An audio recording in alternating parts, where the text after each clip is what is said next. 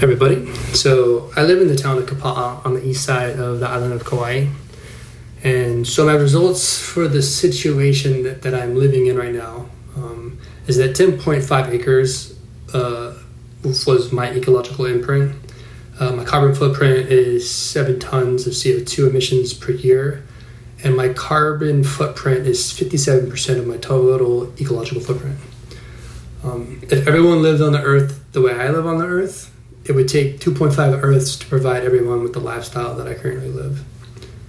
A little shocking in a way. The two most significant, the two largest areas that contribute to my footprint was my home and my mobility, my vehicle, and minimal flying right now since COVID especially.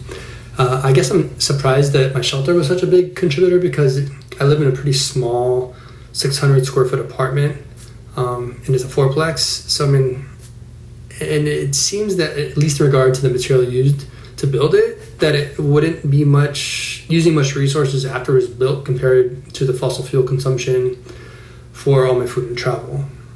So I'm a little confused in a way by how it's measured in regard to one-time consumption versus ongoing consumption. But eye-opening for sure. The relationship between my consumption levels and my ecological footprint seems pretty straightforward, in the sense that the more I consume, the bigger my footprint becomes. The less I consume, the smaller my footprint becomes. So if I lower my consumption, then my footprint also lowers, bringing myself into more alignment to what the earth is able to handle.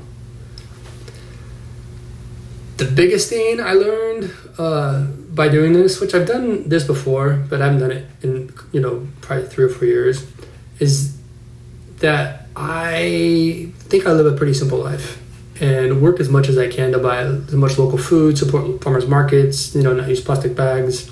I try not to drive excessively. I barely travel right now since COVID, and I live in a pretty small apartment by my standards. But I'm still, even with all that being said, I'm still living well beyond what the earth can handle for even those of us that are trying to minimize our footprints. We're still way overshooting the earth's capacity. So I think that leaves me feeling a little bit frustrated because I do work hard to minimize my impact, but at the same time, we got a long ways to go. And I'm interested to see what you all have for your feedback of your imprints and your lifestyles.